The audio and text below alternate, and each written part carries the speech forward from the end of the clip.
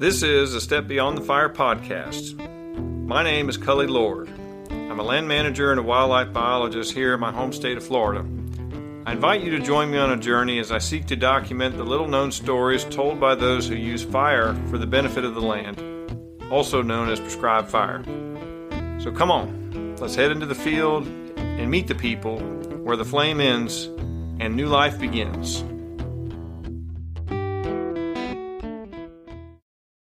Welcome, listeners, to another episode of A Step Beyond the Fire. This is your host, Cully. We're standing under the kiosk here at Paynes, Prairie State Park.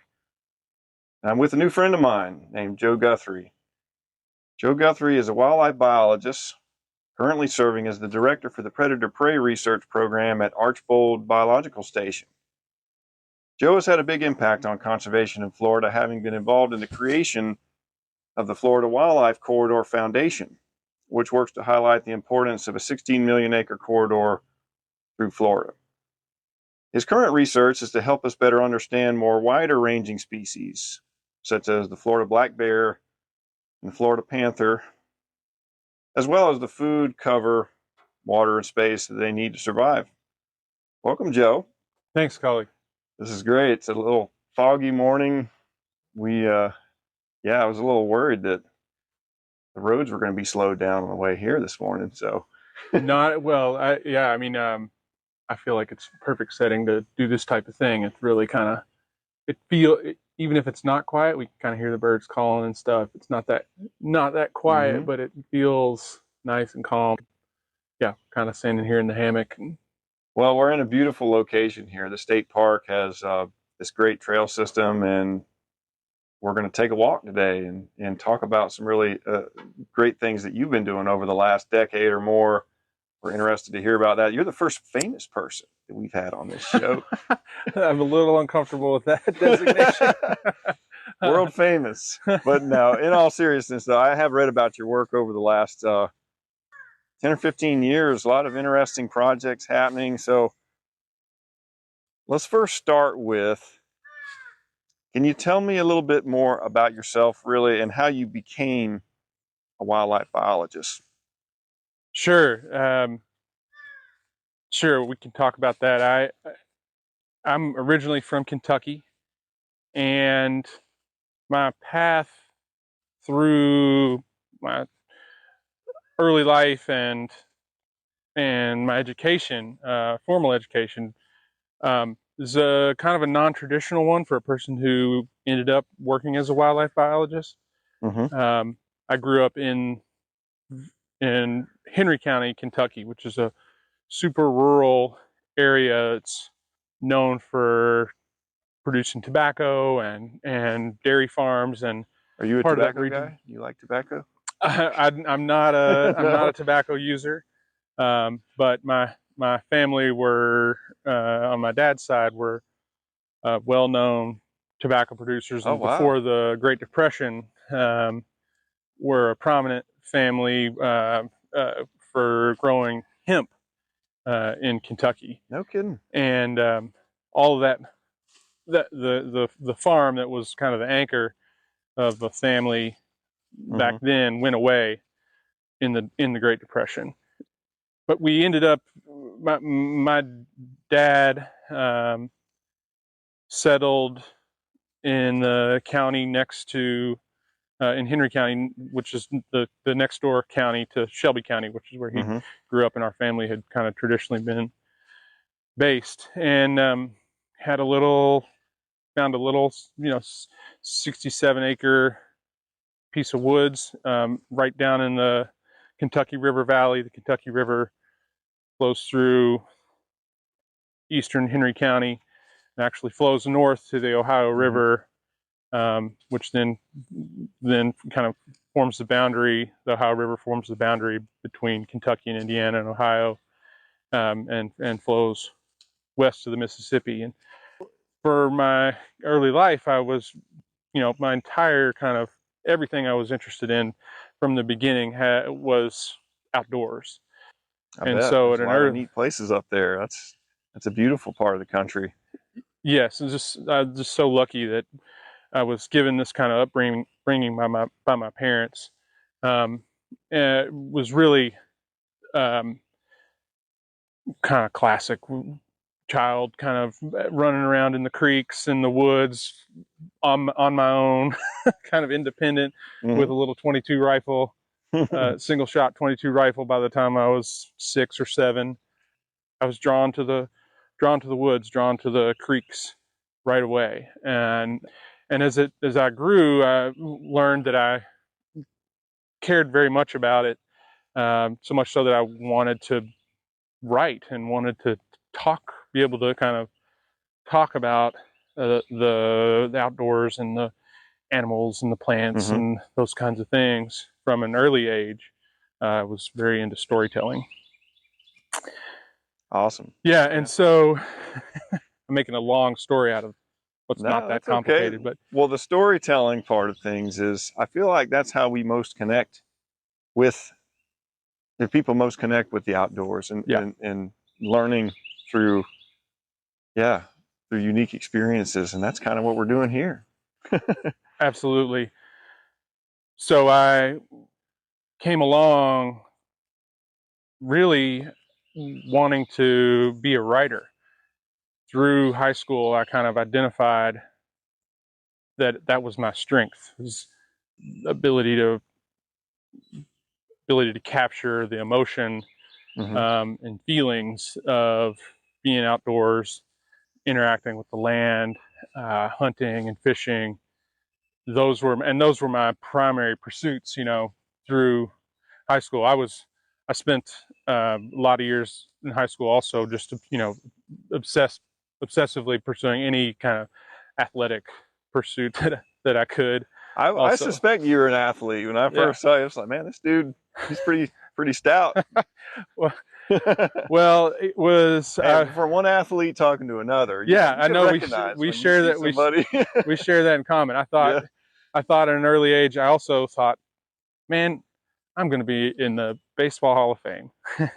And I love that. I operated under the kind of, like you do when you're a kid, you just kind of dream about it. You have your idols. I was obsessed with Ozzie Smith and Bo Jackson.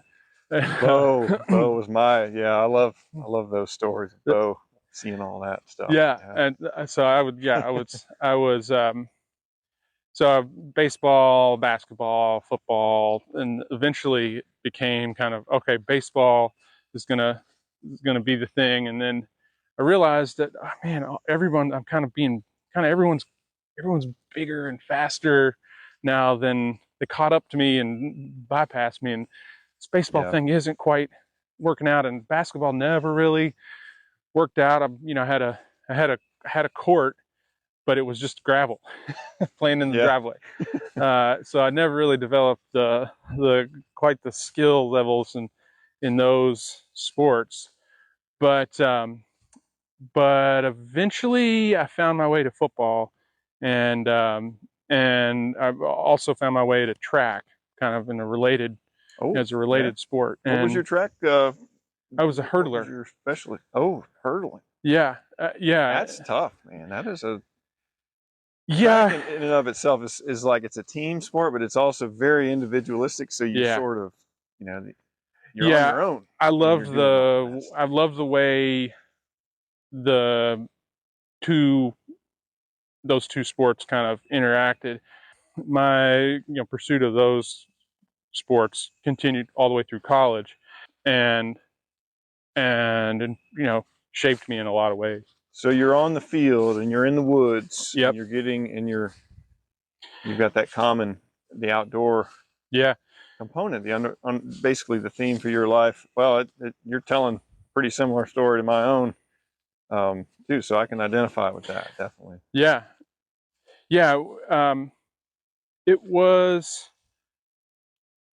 It was a good way to grow up. It was a good way to keep myself out of trouble, and good way to form some sense of work ethic and a sense of how you function in a team and all those things. And that has, I would say those things have helped me as a kind of a non-traditional person in terms of what, my education background, find where I fit in, find how I can function on a team that can, eventually get me where I want to go. Sure. So I really use that writing ability and ability to communicate to help myself, kind of help me get established in the Department of Forestry, where I would eventually do my Master's of Forestry, Mm-hmm. and was the kind of only the formal part of the training I needed as a grad student. But so you had a degree in English, right? Is right. that where your bachelor's was? Yes, I went to a small liberal arts school in Kentucky called Center College that I was really proud to get into. I didn't think that I would ever, I didn't think Center had this big reputation. I was this little country kid from Henry County. I thought, man, I don't think they're going to accept me. And then once they did accept me, I thought, I better stick to what I do well. Yeah. Here. And I see. And so it was English, and I wouldn't trade that for anything. So don't misinterpret, what I'm saying here. Sure. But I was really interested in major American writers and interested in becoming a writer myself. Plus, I was doing sports, and I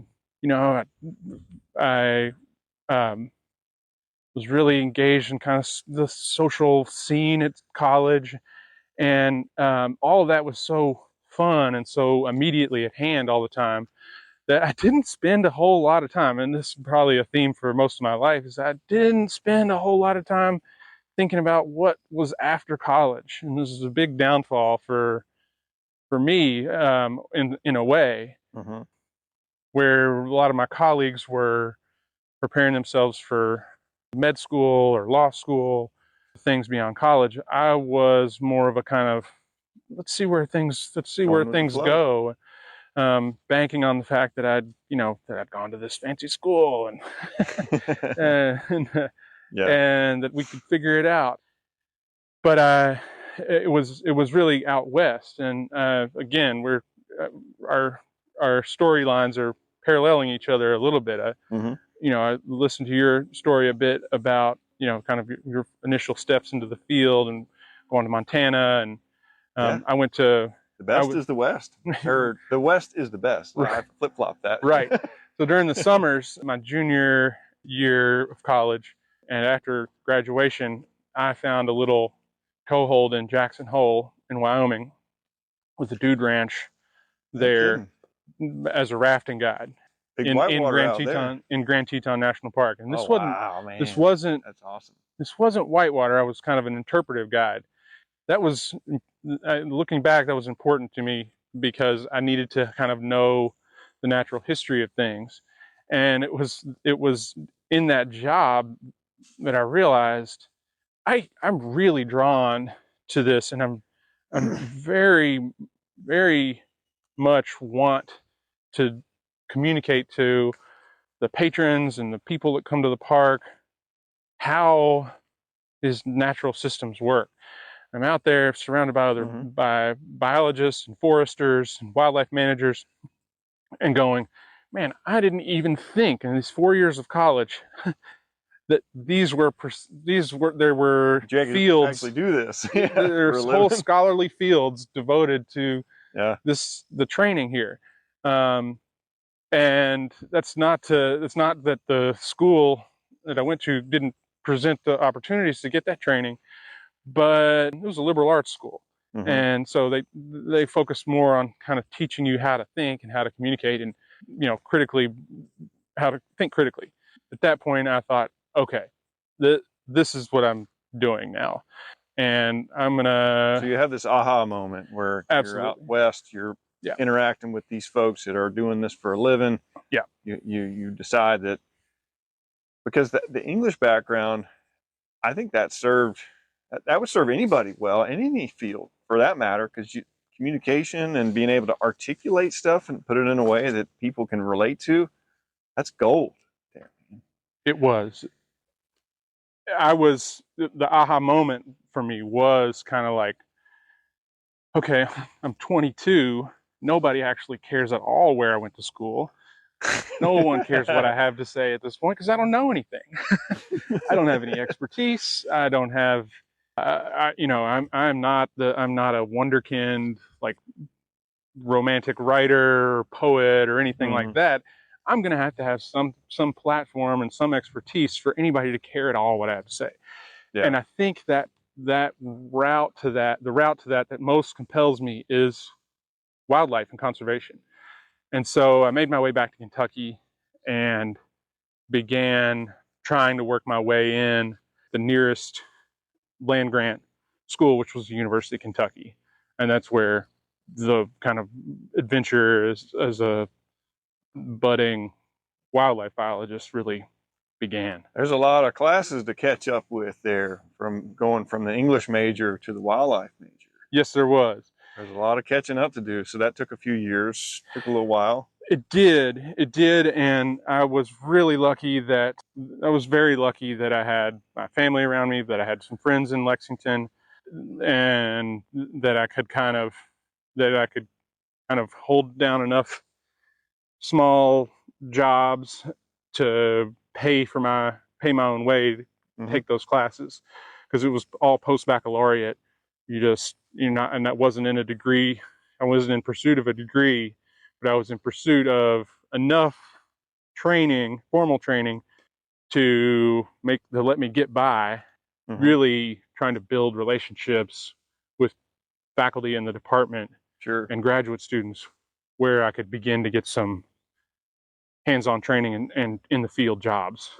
And that's how it ended up working. That's how things ended up working out for me.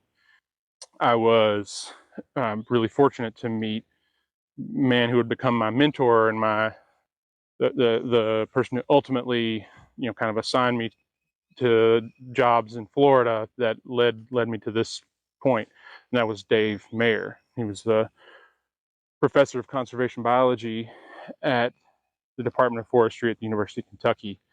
And he hadn't been there for that long at this point. This was 2003 and 2004. Okay. And he had only completed his PhD studies in, I'm going to say 1997 or so, at the University of Florida. But Dave was a really ambitious young biologist in his own right, and had he'd come to his PhD at the University of Florida already with something like 70 peer-reviewed publications under his belt. He'd spent, I don't know if I've read that many peer-reviewed publications. Right. Well, that was that's just that's one of the first kind of signs of this. He was a workhorse, active mind, really highly motivated, ambitious guy who loved to write, loved to tell stories and compel people and motivate people. So that's how you guys connected, because you had that common ground. Very much so. I remember, I'm sure. Immediately. I remember our very first conversation. I walked into his office there on Cooper Street, and he's sitting behind this big desk, and there's animal skulls all over, and it's, big shelves full of books and memorabilia and degree diplomas. Despite whatever appearance I gave in those days, I'm a pretty kind of an unassuming person. And shorts, flip-flops. I can't remember. I can't remember, but I'm sure it was hot in my memory of those months. I'm sure it was hot. I didn't know anyone, and I was slinking around the forestry department going, who's going to find out that I have an English degree? They're going to toss me out of here any second. And I walk in there and I said, is there any chance, Dr. Maehr, that a person with a English degree could find their way into graduate school? That's really what I was trying to do. Is I was trying to find a team, and I felt like that team was the graduate student office.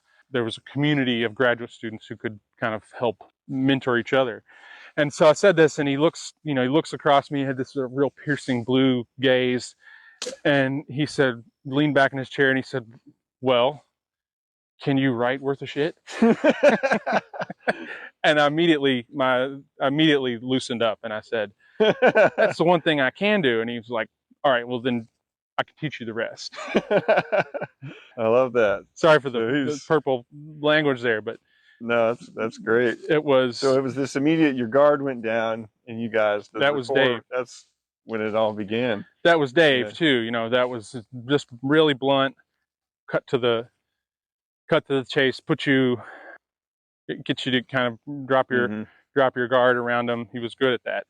And he probably saw something in me that he identified with as kind of it's probably something about ex-athlete or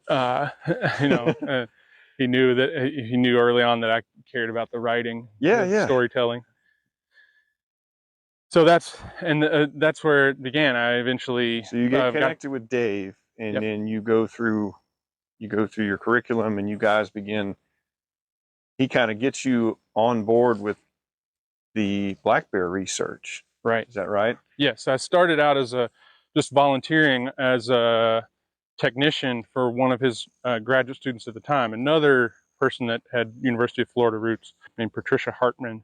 She was doing territory mapping on cerulean warblers in eastern Kentucky. So I volunteered on that position for a month or so, just like in a field house in Moorhead, Kentucky.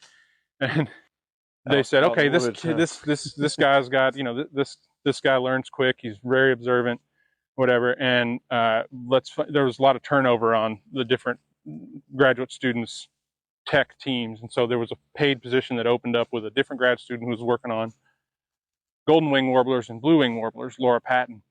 And I went to work for her with a paid position. I worked in that job from this was all in the span of one spring in 2004.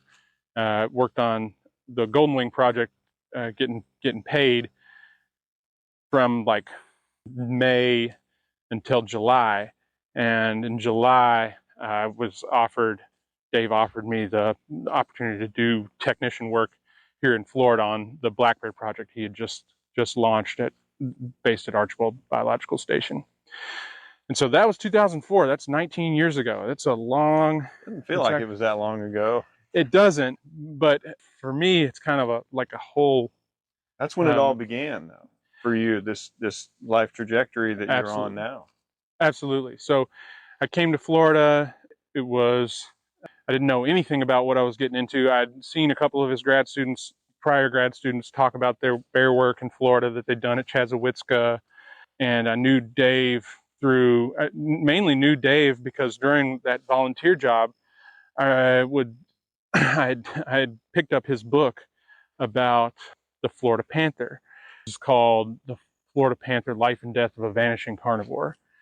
And it paints this picture of South Florida and the life of a wildlife biologist in just compelling language and scenery. So it builds in the way that just you there, brings you into the he's descriptions, controversies and all the things that are related to all that. Huh? Exactly, yeah.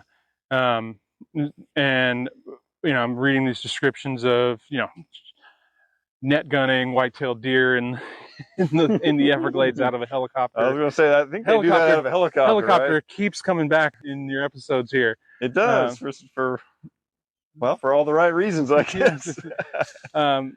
So I said, I've got to kind of learn some more from this guy.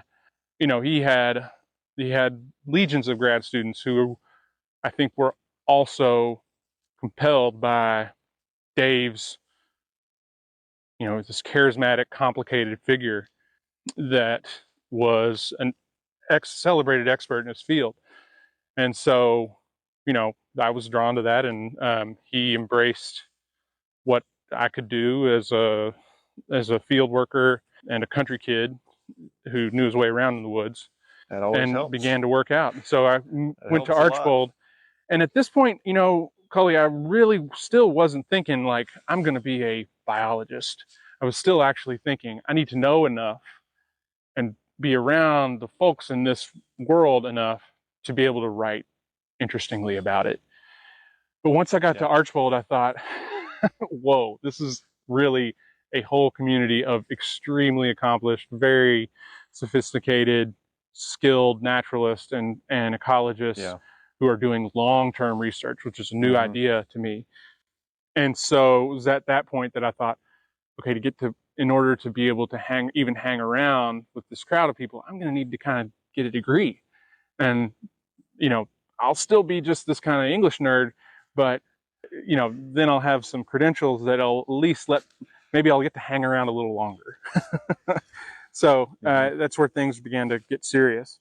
And it was wonderful. I was there as a visiting researcher with my fellow technician. His name was Wade Ulrey. He only had, a few weeks more experience with black bears than I had. Now, Wade had a biology degree in his undergrad and had done a great, done years more of field work on lots of different species. And so he could actually train me, as a fellow technician. But we were kind of given the reins to do what we wanted. We were doing all of our work for the first year on private land, not necessarily on Archbold. There wasn't anything to do on Archbold for most of the year with bears, but the private land around Archbold was where, there were female bears. There's a very small population in Highlands and Glades County in South Central Florida. And it mostly is reliant on the kind of private land remnants of forest and bayhead, which is a colloquial term for a bay-dominated hardwood swamp forest that is kind of a unique feature along the edge of the Lake Wales Ridge. So suddenly the country kid from rural backwoods Kentucky with an English degree, you find yourself working in a world-renowned research facility, working with these folks that have been doing this stuff for decades, and now you're plugged in. I was plugged in. On a big project. I was plugged in. I had a measure of freedom though, because we were doing work on the private land that surrounded Archbold. We were building relationships. Where a lot of our relationship building happened was with the landowners who owned the land and who had kind of welcomed our bear research efforts. We were trying to trap bears in those days, to fit them with GPS collars, to try to establish just our baseline understanding of what the population was like, where it was centered, what were home range sizes, what were habitat preferences. Trapping bears is stressful, man. Very stressful. For the animal and for the person. I don't know about you, but for me, it used to stress me out. Oh, have you done some bear work? Yeah, I worked on the bear management team for the Fish and Wildlife Commission up here in the Ocala area. So a little bit of that over the years, but I used to get so stressed. Like, this is just, man, you got all these things to think about, and you want to make sure the bear doesn't overheat. Yep. Yeah, there's a lot there to that, and handling the drugs. Right. Got to have the correct records and all these things, and the DEA is asking you questions, and you got, there's a lot to it. Exactly. It was all that stuff, and plus getting in a plane twice a week, in a tiny plane twice a week to go up and fly do telemetry from the plane, locate all the collars. And so that's how you guys were able, because bears, the ecology of bears, I'll let you talk about this a little bit, but they're pretty wide-ranging species. Yes. So we've got this population about which there's very little information. There's very little science information other than observations from Archbold over the years, and some roadkill data that the state's collecting. And so that was the hook for Dave Maehr, and was to try to understand the patterns and habits of this small bear population that seemed to be clinging to existence in this very unsuitable landscape, what you would think of as a very unsuitable landscape for black bears. They need lots of space. They have, home ranges that are 75 to 150 square kilometers in size. on an annual basis, for a male, that is. So they use a lot of space. Now they're not territorial in the classic sense, where they would compete, where they would drive off any competing animals in their space. That's more kind of what we think about with panthers. Mm-hmm. But bears they need a lot of space. They definitely need the ability to connect with their neighbors far away, neighboring bears far flung places. And they need to be able to kind of track the fruiting cycle of all the food that they eat. It's just mostly plant material, acorns, mast, those kinds of things. They need a lot of space to be able to move around during the year as the food source changes. Yeah, so it's a little bit like, on top of all that, they're highly intelligent, long-lived, slow reproducing, secretive. And you're getting in the plane, you got these GPS collars, right? And they move a lot, even in one day. So then you got to get in the plane and find them, turn them loose. And then all of a sudden there's part of it where you got to get up in the air. Yeah. Find them. We were, like a lot of research projects, operating on a shoestring budget. And so we had some GPS collars, which are very expensive. And you think, well, why do you have to go locate them from the air if the GPS is doing all that work for you? Well, you need to keep track of all your equipment. You don't want to lose those collars. And it's easy for bears to get they can get hundreds of miles away in the span of a week. And so you got to keep track of that. Amazing. Also, we had a mixed bag of GPS collars and traditional VHF collars, which are not equipped with GPS. The VHF, very high frequency collars, you have to actually physically locate with telemetry equipment in order to get a location on them. You have to kind of triangulate from the air. And so a number of our bears, and in the early years, we were prioritizing the females that we caught, the adult females with the GPS, and we were putting VHF collars on the males. And you see that a lot in bear studies. And looking back, knowing what I know now, and knowing how interested I would become in understanding corridors and bear movement, I wish that we had a little bit more data on the males that we managed to capture, just to tell us how they were moving around, because it's their movements that link together the different nodes of the population as they try to, their home ranges will often envelop 3, 4, 5, and even more females in the course of a breeding season, envelop the home range of the females, that is. So there's a lot there to learn. A lot of population dynamics. Bears do a lot of interesting things, a lot of which can be unexpected. Yep. And they love donuts too. Right. So, and they love to go into people's trash. And then there's this whole dynamic of the urban interface. Yeah, you're hitting on something that I was trying to work my way around to saying. I apologize, I'm giving you such long-winded answers, but it's tracking bears is a little bit like tracking humans. They're like I was saying, very intelligent, pretty sensitive. They make decisions rather than kind of acting on instinct, which you might see in some species of wildlife. You can kind of watch bears move along and you can almost see their brains working as they decide which side of the road to go to where they're going to cross, where they're going to cross. Those things. Yep. Yeah, and so fascinating. And so it's each one came to kind of have its own, as I understood them more and spent more time around them, began to understand, like, each one of them has their own kind of unique personality and proclivities. And so there was always a lot there. And in order to get close to them and to study them, we had to operate on some extremes. We had to, like you were saying, carry around a class 3 narcotic. And we were, most of our time during the given day in the field would be spent on a swamp buggy or in a plane.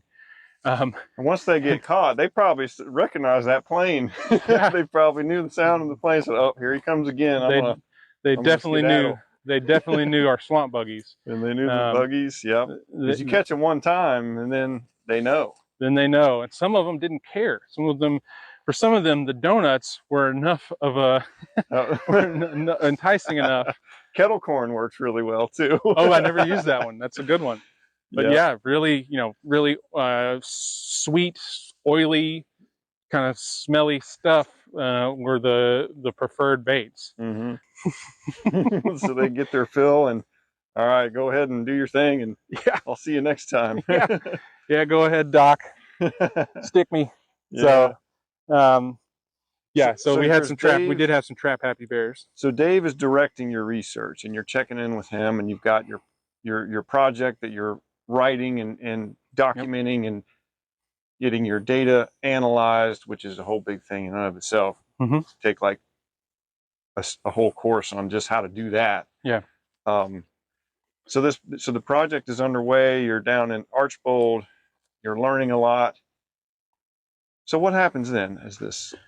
Well, it was kind of during these years that during the research effort, I wasn't a grad student yet. I was still a technician, but Dave and I had agreed on when I would come to Lexington and begin working on my thesis as a graduate student.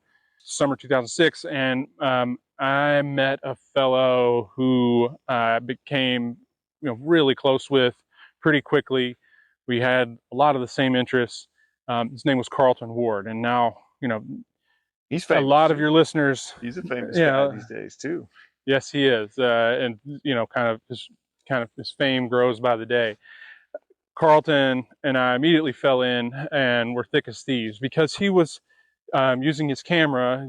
Carlton was a budding photojournalist and nature photographer who was using his camera to really storytell about he was kind of coming at the Central Florida landscape with an eye like a cultural anthropologist, thinking about the lifestyles and family histories and interaction with the land of the kind of pioneer families of Florida ranching, really focused on the importance of the ranch landscape to Florida's natural history and ecology, ecosystems. So he was there in 2006 working on his ranch calendar, where he would go around to the different ranches, spend days, weeks in the field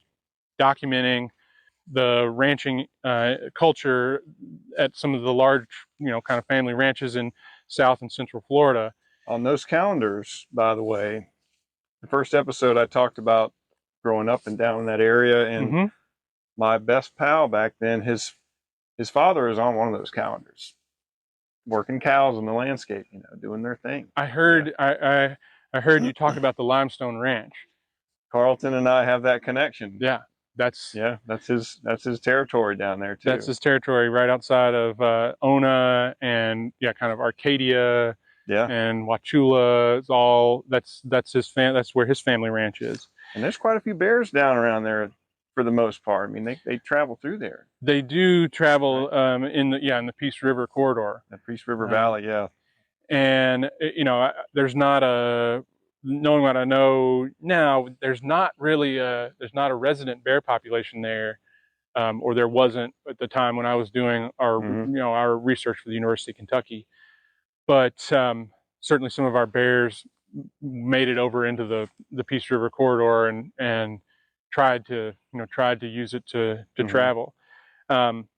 So Carlton became very interested in the bear work, because this became another kind of portal into the life of the biodiversity on working lands that was really kind of his interest. Did you teach him how to get those photographs that he gets of No, bears? no, that's, He's got his own techniques. He arrived, yeah. I mean, He gets some unbelievable photographs. I mean, it's just these, I guess they're motion censored, right? Is where they come in and then they get the flash of the camera, but the whole ecosystem, it really captures a lot. Right. Those are right. So Carlton, his story's out there for everyone to look up. But he came already with some experience as a camera trapper, and that's where we formed our friendship. Was I, kind of helped him access some of these wonderful ranches where we had bears, and set up camera traps, and began kind of getting photographs of the wildlife on the ranches where I worked doing bear work. It's a really painstaking process to build a camera trap. I bet with his style of camera traps, but he had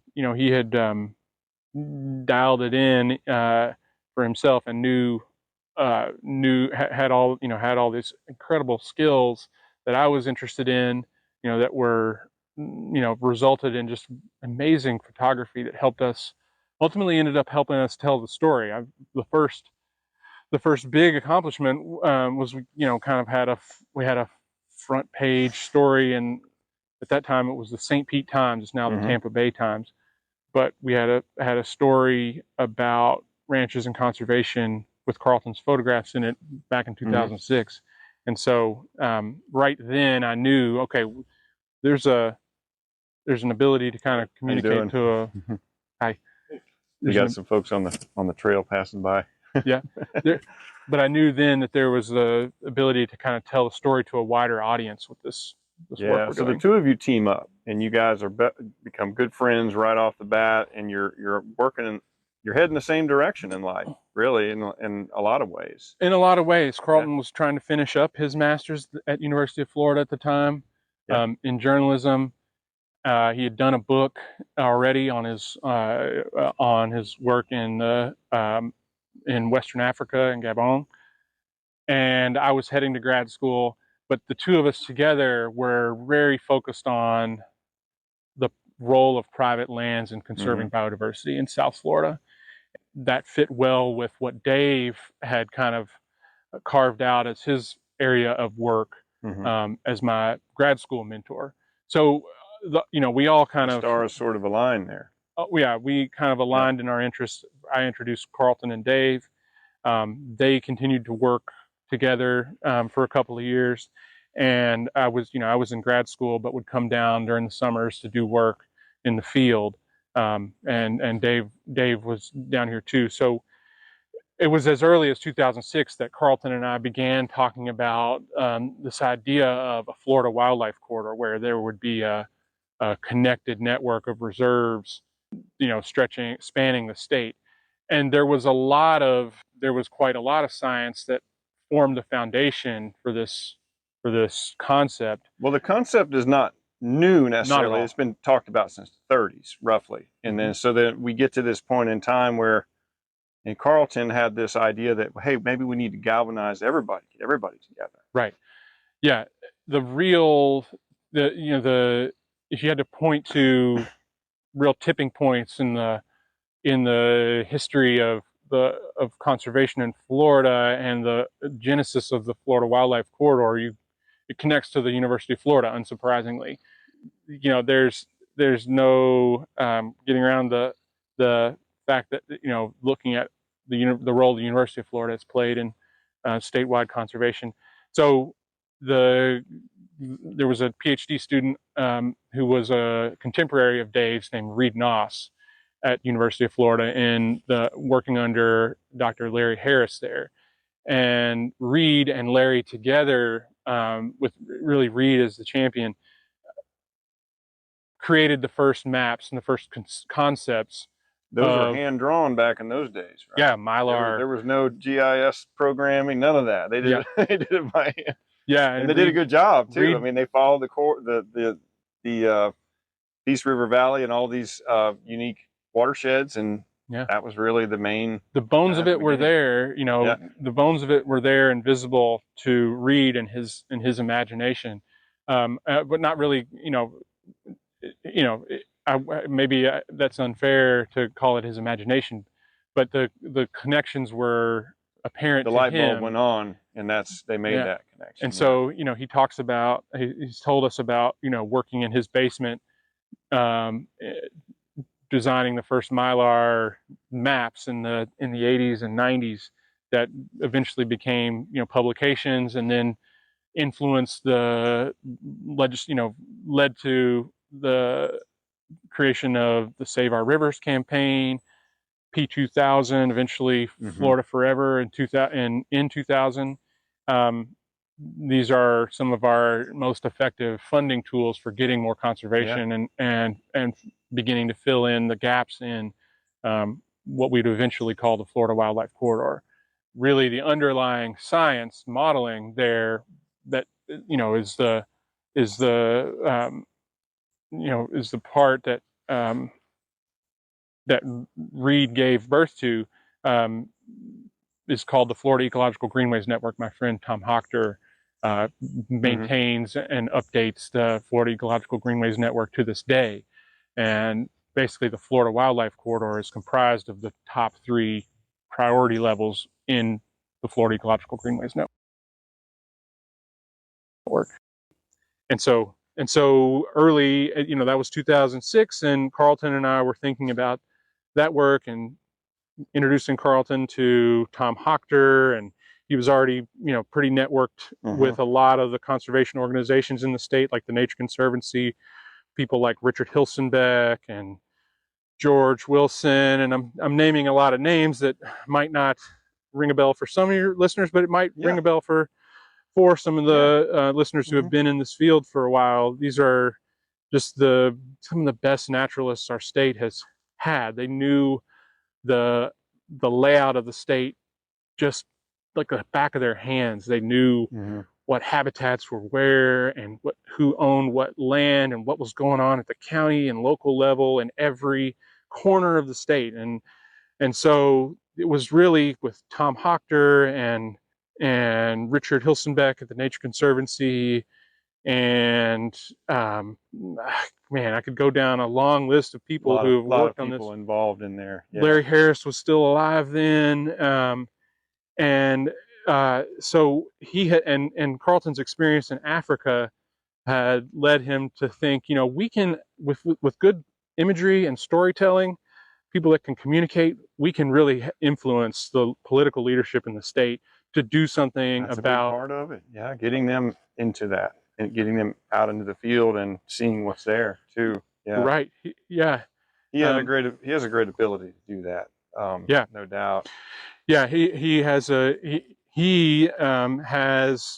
amazing ability to communicate. He has a deep knowledge of the kind of industry of the media and the news cycle, and what outlets get eyeballs and attention for decision makers and for a larger audience. So I think he must have seen in me here's a person that likes communicating, likes trying to translate some complicated ideas into everyday language for lots of people in me. And so we were a natural team. So I think this is a great, this gets at the heart. So we're right around the time of this story where it kind of gets at the heart of what I wanted to give you the opportunity to talk about a little bit, which is having looked at the history of this wildlife corridor project and how you became suddenly involved in all of this great work going on in Florida. What stood out to me was turning a tragedy that happened into something positive. And would you mind sharing that story and what that was like for you? Absolutely. Happy to talk about how certain events kind of gave us more fuel to try to make change in the world. So we talked about Dave Maehr and that kind of important mentorship that he and inspiration that he provided for me and for lots of people. during Dave's sabbatical from the University of Kentucky, he naturally, because he was a field guy, he came to Archbold. Are you still a student at this time? At this time, I'm still a graduate working student for him. Okay. in Lexington.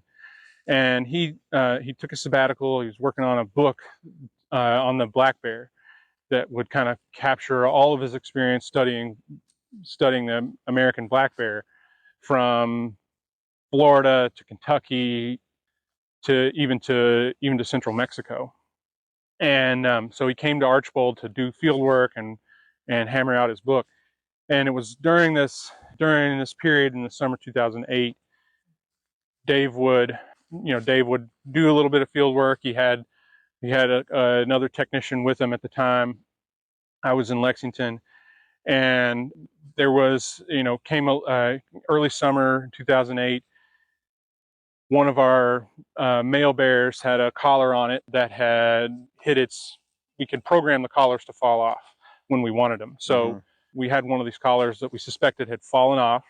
And so Dave, before he headed up to Lexington for a short stay, wanted to go pick up that collar, retrieve it from the field so we could get the data off of it.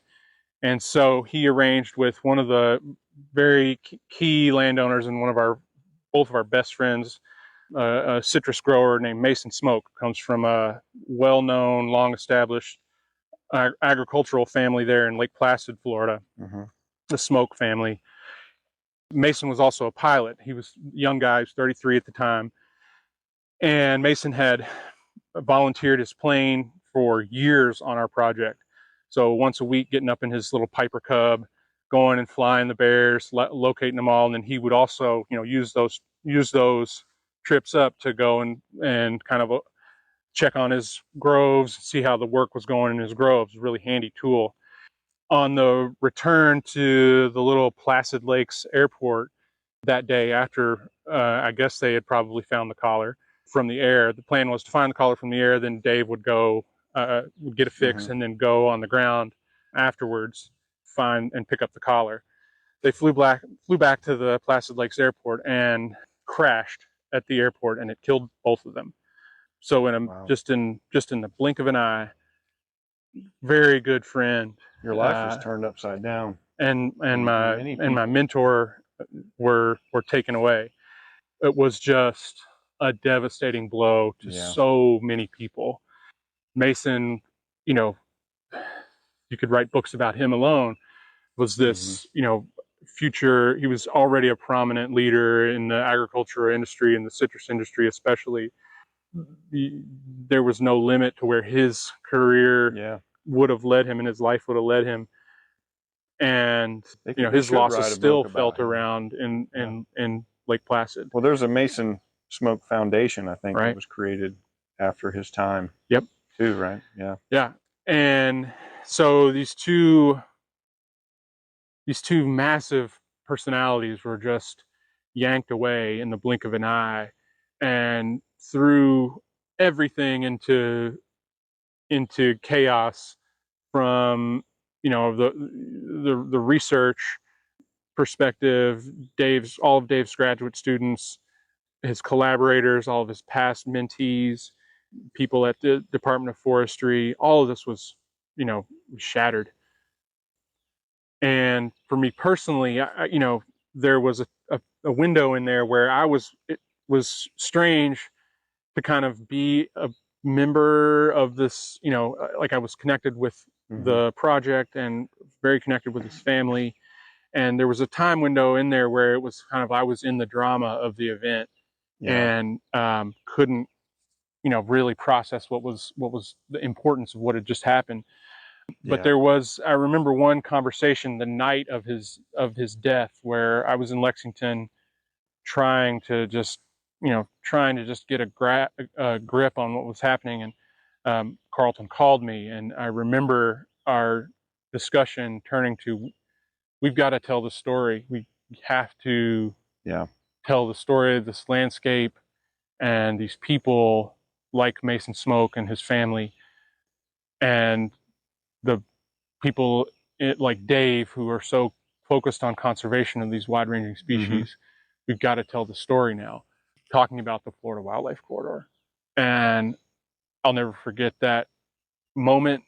It was when I really began to understand how resolved Carlton was, that this would be the direction his life would take, and that I would be included in that in that story. Yeah. Wow, that's a powerful turning point for, really, as the story goes on, for conservation in Florida. There was this shift that happened.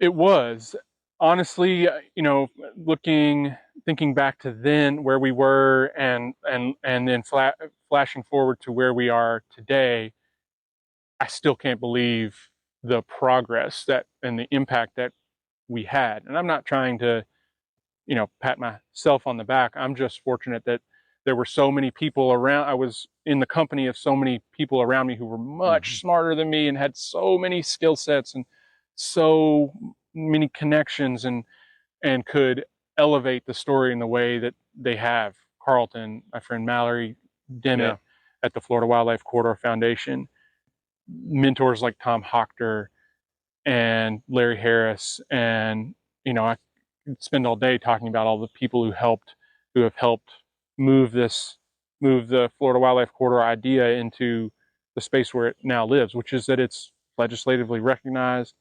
We now are beginning to get funding that can speed up the pace of conservation in our state. I think about it a little bit like I may never produce 70 peer-reviewed articles in my life. It's chances are That's a heavy lift. That's a heavy lift. It takes, it took a very special personality to be able to produce that much new science for the world. I may never produce something on that scale in the peer-reviewed science, but my thought all along has been that I would do honor to Dave's legacy if I could contribute in this way, if I could help more people understand the urgency of doing conservation and the importance of doing conservation in Florida, particularly with private land, as a life's work. And I like that, because that was one of the things I wanted to hit on, was that this episode, I feel, is a great way to honor Dave and honor his legacy and all of this whole project here. So, but galvanizing that effort, after this tragedy happened, you and Carlton get together. You guys there's a lot of processing. I'm sure it's a very difficult time, but coming out of that, you redirect your focus. You take tragedy, and then you organize this workshop. Oh, wow, man. Yeah, that workshop, we organized the workshop really right in the wake of the tragedy of the plane crash, where we wanted our agency partners from FWC and from the nonprofits, from the land trusts, from academia, to come to Archbold, convene everyone at Archbold, report on the progress that the Bear project had made over the years and kind of our findings. It was to try to, galvanize support for the Bear project. But it was during that meeting, during a discussion where Tom Hochter was leading us through the different priority levels of the FEGN, the Florida Ecological Greenways Network. In the wake of his talk, Carlton stood up, and we had just kind of listened to this discussion of the kind of different place names that Tom and others had developed to identify the critical linkages within the Florida Ecological Greenways Network. So the puzzle's there. Excuse me, the puzzle's there on the map. And you guys are standing there looking at this map. Yep. And so they have all these names like Fish Eating Creek to Ocala and Matanzas to Wekiva. I forget all the specific names, but this long list of place names that would be pretty obscure to a layperson. But it was after that talk that Carlton stood up and said, is there a way to combine this network and this puzzle of the state under one banner that we might call something like, I don't know, the Florida Wildlife Corridor. That we can then, that was it. That being how we would market and brand so that more people could become ambassadors for the idea that we need to protect more habitat. We've kind of got a plan or a blueprint for how it might work, but we need effective. We need journalists to be able to write about it. We need the different partners in the room to be able to capture the idea and fit their projects up into it. And that was really the start. And Richard Hilsenbeck, Tom, and folks from FWC were in the room then and heard that. And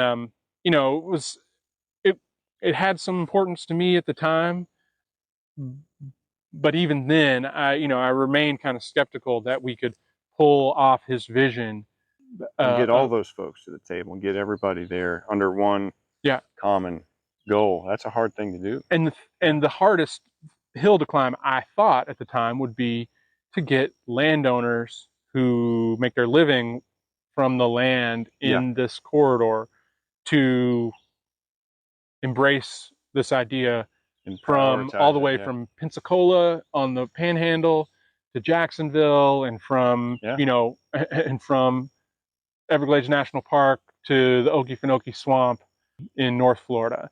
How would we possibly bring folks together in this? And I must not have at the time really appreciated quite how important conservation was, how important it factored, what an important factor it was in the livelihood of so many landowners. So we were, also who's the champion for this? How are we going to get everybody to believe in our, in this idea that's been around for a while? We are not the creators of it, but what about us is going to help elevate it? I looking back, I must not have quite grasped just how powerful the imagery and storytelling would be. But we see it now kind of how powerful it can be. As we've got stories in National Geographic magazine and other places that are communicating about the Florida Wildlife Corridor to the whole world. So you have this aha moment where everybody suddenly realizes we're all going we can do this. We can go in the right head in that direction together, and then the foundation is formed, and then there's the public awareness campaign that you guys went on by taking a big trip. Big trip, right? Really big trip. That was 2012, right? So fast forward kind of to that time. Where are you guys at when you're taking this first?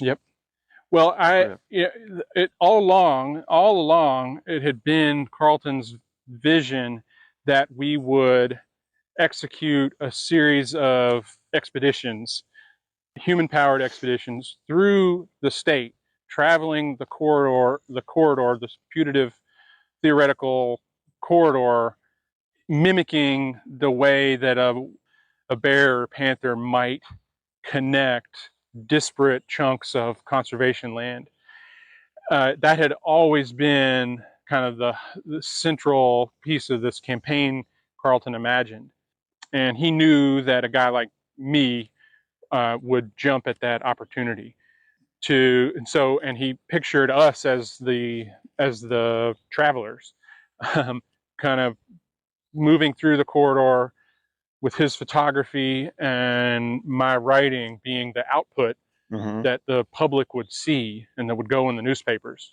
And so he began organizing. He and our friend Mallory Dimmitt, who I've mentioned once already, who he grew up with in Clearwater, and who worked at the Nature Conservancy at the time, began traveling around with a map that they had commissioned.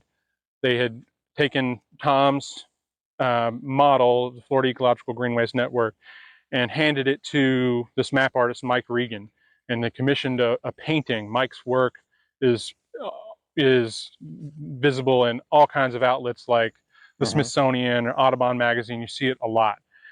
These beautiful artistic renderings of maps. And so they commissioned this wonderful, the first kind of Florida wildlife corridor map that showed the corridor, only the corridor of the Florida wildlife corridor. I think it was just priority 1 and 2, and it was just the corridor that stretches across the Florida Peninsula. It didn't deal with the sections of the corridor on the Panhandle.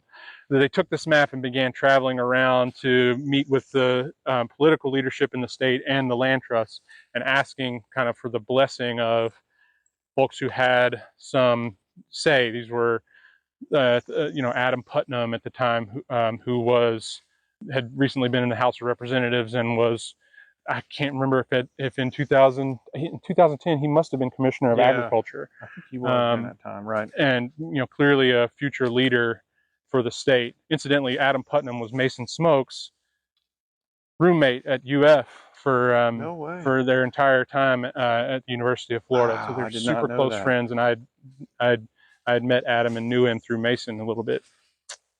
So when it gets down to this discussion of kind of Florida, which is a state with 22 million people in it, it's actually a pretty small community of people who are empowered to make decisions and who are really connected to the land. But so Carlton and Mallory knew who those people were, and knew that they could get meetings with them, and began traveling the state in 2010 to get the kind of blessing to begin organizing this trek.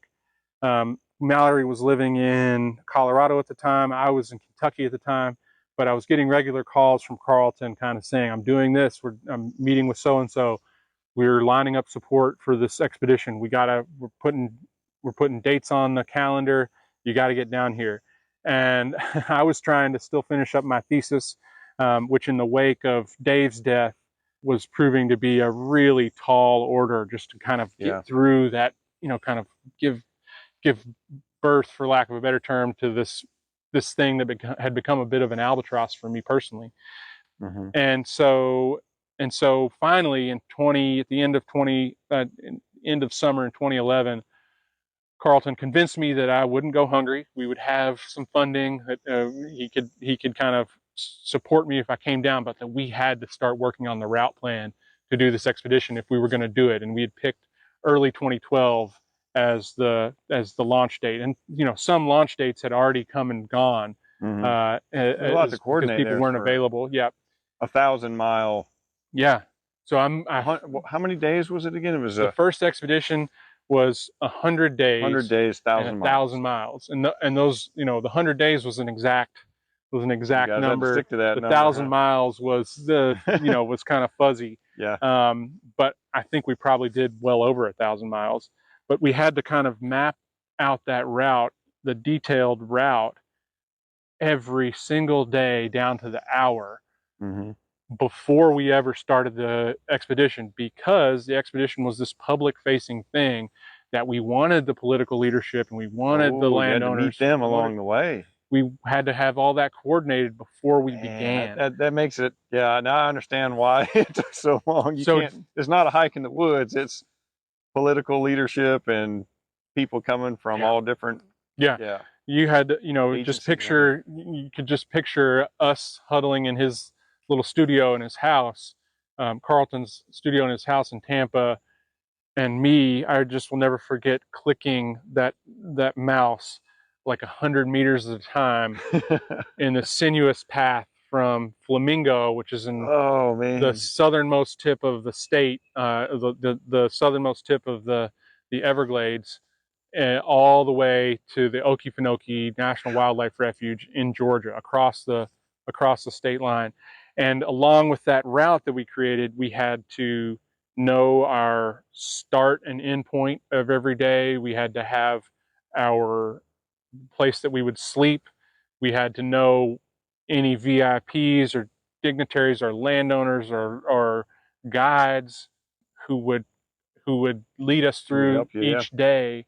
We had to have we had to know what mode of transportation we would be on, whether we would be hiking or biking or horseback or paddling. All of that had to be done. And we also had to have an eye on what our messaging and storytelling points were for that day. We had to make sure we weren't going into any property where we weren't invited or welcomed. We had to make sure that we weren't gonna upset the operations of any landowners on whose land we were gonna be passing. And so just this massive kind of effort at organizing, and we were just doing it on the fly. Like neither one of us had ever quite done something big, at this scale. And looking back with the benefit of many expeditions since, it was fairly amateur. So that first one was the beginning of illustrating the corridor, quite literally, and getting not only on paper, but taking a lot of photographs and having the imagery. So then that created this snowball effect of public support that went on for the next 10 years, really. To sort of, that's a broad statement, but no, you're right. Snowballing the efforts, getting more support, getting more funding, getting people interested in the project by the beautiful pictures and the great writing, and getting the message out there. During that, the key turning point in the development of that first expedition was a filmmaker, a nature documentarian named Elam Stoltzfus from Bluntstown in North Florida, approached Carlton and said, I want to do this. I want to go on the expedition with you guys every day, and I'm going to film it, and we're going to do a film about this effort. And we said, yeah, let's absolutely have that. And I mean, it had kind of been like, neither one of us or Mallory were videographers, and we were going to do the expedition with just the cameras and the ability to write. But that Elam's plan to make a film about it was a game changer. And even at the time, I don't think we appreciated quite how impactful it would be to have a film, to get everybody. It's an opportunity. It gave us a way to interview and capture the stories of the people who actually knew each property. There was no way for either of us to know the details of every place we were going. So we really needed the guides, to help us get it done and to help us tell the story. The people who knew those properties, like, digging back to, but the land managers at Ocala National Forest, or the Adams family ranchers in Osceola County. There's the folks at Archbold like Hillary Swain and Reed Bowman, and we needed all that testimony committed to the page and on film, and so that was a big game changer. And it was in the wake of that first successful expedition that the partners said to us, "You need to keep doing this. We thought this was great. You need to keep doing this."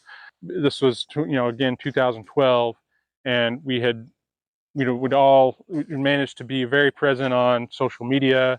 We'd gotten interviewed by a lot of the newspapers and TV stations from one end of the state to the other, and we generated all this kind of new messaging about what we were, the vision, basically, and it turned into a thing in the wake of that first expedition, where partners at FWC and the Nature Conservancy and the water management districts and the landowners who were trying to get in line for Florida Forever funding, and the nonprofits, the land trusts, et cetera, all came together and kind of gave us you should continue this. This was good for us. This is a success for us.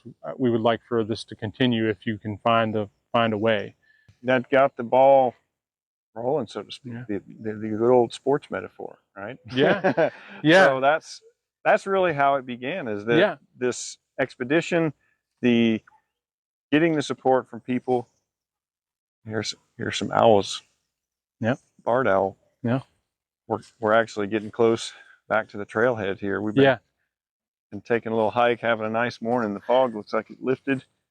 Yeah. seeing some wildlife out here too. So the foundation is created. There's public support. I was at an event that was, summarizing the next Yeah. 10 years. There's a lot that went on in there. Multiple expeditions. Now expeditions are involving other folks. There was one involving some veterans recently. Now you're tied in with all these great organizations like the Florida Trail, North Florida Land Trust, Conservation Florida. There's many. We could go down the list all day and talk about all those folks. But so this tragedy that happened, you were able to galvanize, and you and Carlton work together and move beyond that into something that has impacted a lot of people, not to mention a lot of plants and wildlife and fire adapted ecosystems too. So we talk a lot about that in this podcast, but I think that was really a great illustration of coming out of a tragedy, because that's a very difficult thing to do, is to turn it into something positive,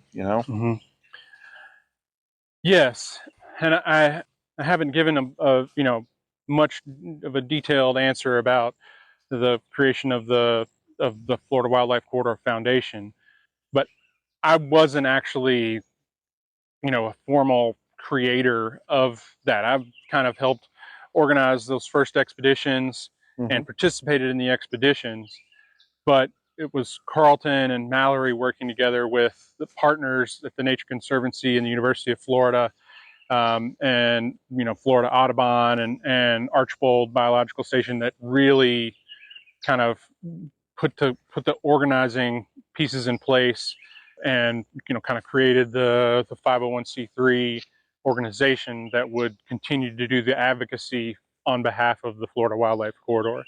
To connect it back to, I began talking a little bit about partnerships. I'm sure this is true in many respects for the effective land management that you spend so much time thinking about. Partnerships are the currency, or well, they are the fuel, and the supporting kind of architecture that makes a big idea like the Florida Wildlife Corridor even workable, remotely possible.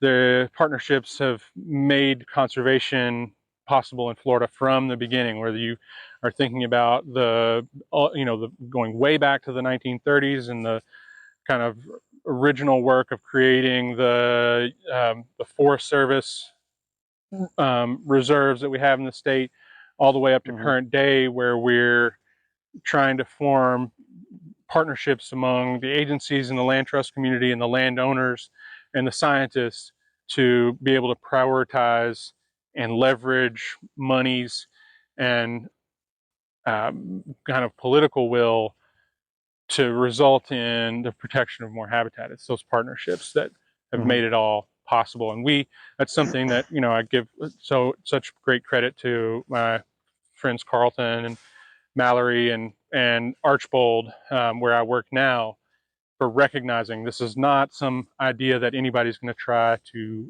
own as an organization or as a single person. This is an idea that we need everyone to take some piece of and carry in their everyday work. So, and that's kind of a vague idea. Those are kind of lofty ideals, but it really, that this thinking about corridors and connectivity and ecological concepts lives in the minds of the everyday rank and file worker at the agencies and the land trusts, as they come to work every day, to do their jobs. And in the back of their minds, they know that, that connectivity makes for more effective conservation, and they're going to do their part, whether it's working their fire line, or running their piece of equipment for the day, or engaging with the public. And so we're kind of working to pull that more more out into the daylight where the citizens of Florida and the citizens of the world can kind of grasp this kind of abstract concepts of big land conservation. Yeah, I like that. I like that a lot. So finally here, as We haven't even, our, I've been talking so much. I'm sorry. I haven't even really told any great stories about the expeditions, and I'm not sure that, I don't know if I can get there today. Yeah, you definitely have. You've given us a lot to think about, you know. So you've created a great legacy of your own already in this life. So someday when you and I are long gone from this earth, how would you want to be remembered in all of this? Man, that's a big question to wrestle with. Deep here. Yeah, no, it's okay. It's okay. I like this. I like this conversation and this space. I haven't reflected on too much on the, kind of the accomplishment, because I think you probably would recognize yourself as a former athlete. You're still engaged in the work now, and it kind of is never ending. And so I'm very much of the mind that I have a lot left to do and a lot to accomplish, just even today, to make an impact. It's never enough. But over the past couple of years, I've come to recognize and appreciate that we have made some change in the world, and that is just incredibly satisfying, and humbling. And I say, it's satisfying to see this idea that I just in some small ways helped push more out onto the stage and give to other people to do things with. I'm satisfied that that I've played a small role there. I see much more to do, particularly as a scientist. I want and to, writer and a writer. That time is coming. That's still in me.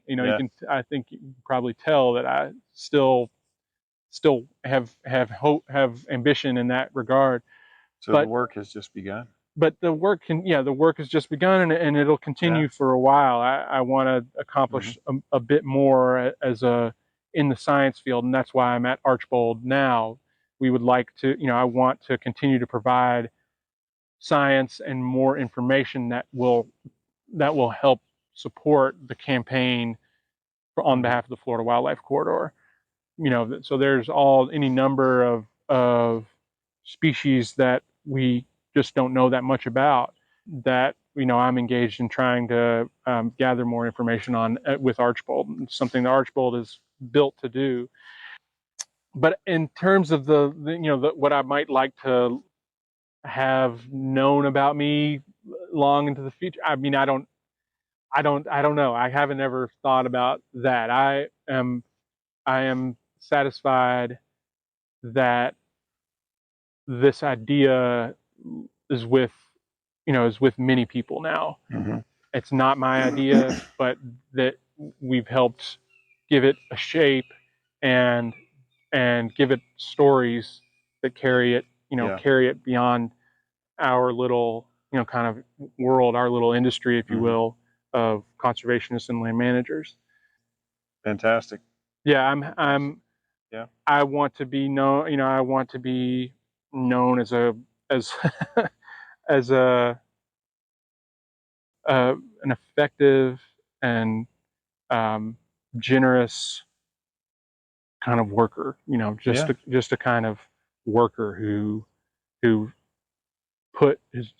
bent his shoulder to the wheel on something that was larger, on an idea that was larger than self. And that's, I think that captures a lot of the people that work on the things that we work on, not in it to make money. A labor of love. It's a labor of love. Ever-present labor of love. Yeah, it all, and my favorite writer and probably the biggest influence on my life, the writer Wendell Berry, who I grew up down the road from, factors into my life very heavily. But he says, one of my favorite passages from his writing is that it all turns on affection. Our affection for the land, the depth of our affection for the land and the work we do determines how well we will do it. And for you and I, that is what's the health of the what's the health of the land, and what's the health of the ecosystems that we work in. And it's the degree of the affection that we have in us for the land and the water that gets us up every day and sends us to work. I love that. That's great. Well, Joe, it has been an absolute pleasure.